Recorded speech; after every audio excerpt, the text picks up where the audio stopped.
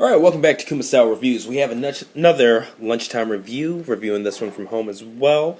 This is the latest in the Robot Spirits side mobile suit, or side MS line. It's the Gundam HeavyArms Custom. So, taking a look at the box here, pretty cool. I actually like that there's limited space to see the character, and then, just a lot more space to show a big picture, as well as a smaller picture of the robot itself. Looking at the sides here, nothing too crazy. But this one's pretty cool, just showing off some of the features of the figure. It doesn't look like one that's chock with accessories and things like that, which if you know my reviews or know me, it's more than fine by me. So, looking at the open chest, dual guns, as well as his knife that stores in his forearm and things like that. Just good stuff. So, alright, that's the box. Now, let's take a look at the figure himself. Alright. So in case you're wondering, the reason I have two is because I ordered two from AmiAmi, and I don't really know why. It must have been a mistake on my part. When I saw the price, when they sent me the invoice or whatever, I didn't think too much of it because it was so low, that, I don't know. It was just one that was part of a group order, and I didn't catch it, so.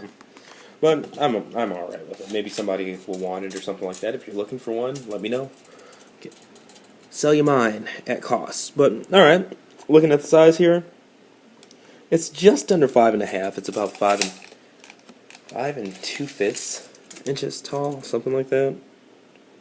Yeah. Okay. Alright, now laying out some of his accessories here.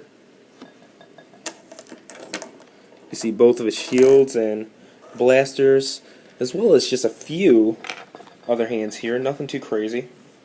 There's a couple of open hands and a couple of open fists to hold his weapons. So, okay. Looking back at the figure itself. Just front to back. One thing that I'm noticing is, aesthetically, something about the silhouette just seems off. I don't know if it's in the shoulders, the waist, or what, but he seemed much bigger in cartoon/manga form. This figure just doesn't come off as nearly as imposing as it does in fiction. I don't really know why, because it still looks great, but just something's lost there.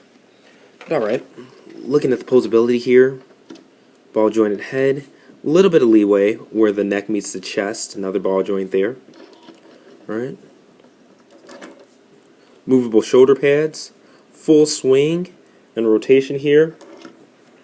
Okay, and the shoulders themselves, bicep swivel, double jointed elbows, wrists are on ball joints. Alright. Has the ability to ab crunch as well as waist swivel. Alright, movable skirt pieces. Besides that one, jeez. And I know that there's an upgrade set coming out for him and Sandrock, so I think that might be part of the reason that panel just pops off. But okay, ball jointed thighs, definite thigh swivel, double jointed knees, as well as good ankle articulation, great ankle articulation even. It's one thing Bandai Tamashii is consistent with, just that ankle articulation is great. Really makes it possible to plant the feet on the ground in a variety of poses there. So, okay. And I say that while I fail at it. But alright. There's the figure. So let's take a look at some of these accessories. He does come with his jetpack. The jetpack has movable thrusters. Alright. And that just clips onto the back, like so. Okay. And one thing in the way back there, that's a piece for a Tamashii stand. Alright, that clips into the bottom of the jetpack there.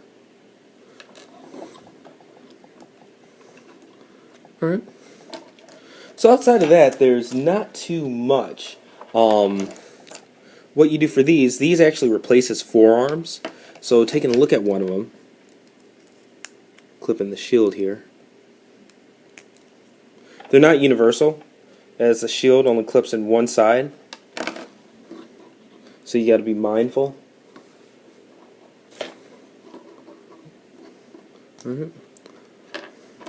And then that just clips in there. So, okay.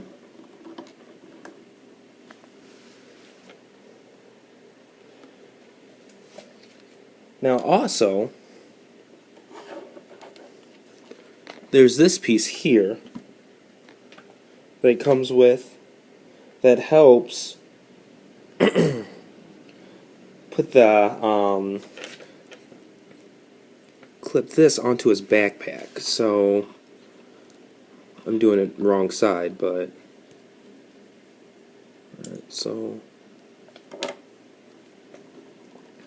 you just peg that in, and then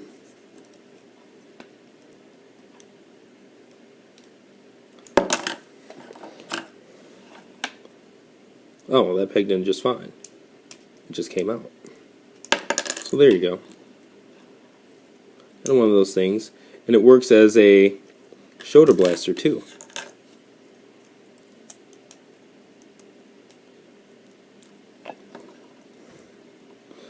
So absolutely cool stuff there.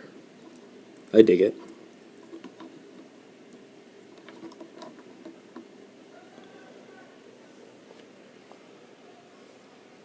Taking a look at that, making sure that it's in focus.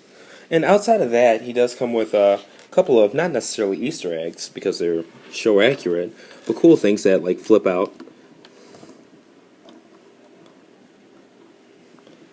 Alright, panels for missiles there. And both shoulders of his do it, but there's no point of having missiles aiming at the sky, so I'm only doing one side, as well as his chest, for the chest turrets and stuff like that. So overall, this guy, you know, I know there's an add-on set coming for him for even more armory, but he's pretty well armed. And when you start to flip these panels open, he does get a lot more of that intimidating factor back.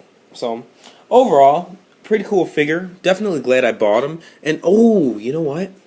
Before I stop here, let me show you his forearm knife, because that's one of the coolest things about him. I believe show accurate is right side, but then you have a bayonet of sorts that comes out for his forearm. So okay, even more cool. But like I was saying, you know, just a BA figure. I really like him a lot. Ami, it was $30, not even after conversion. It was like $27.28, so well worth the price of admission. And I love the color scheme on this version of the HeavyArms custom, as well as the Extreme Leos or whatever. But yeah, I mean, the orange and red, they just pop. But overall, cool figure, very posable, very well sculpted, good job on the paints and things like that. And yeah, I enjoy the fact that they did include the folding out panels and things like that. Well worth a buy, and I look forward to getting the add-on set for him and Sandrock. But anyways, this has been another Kumasao review.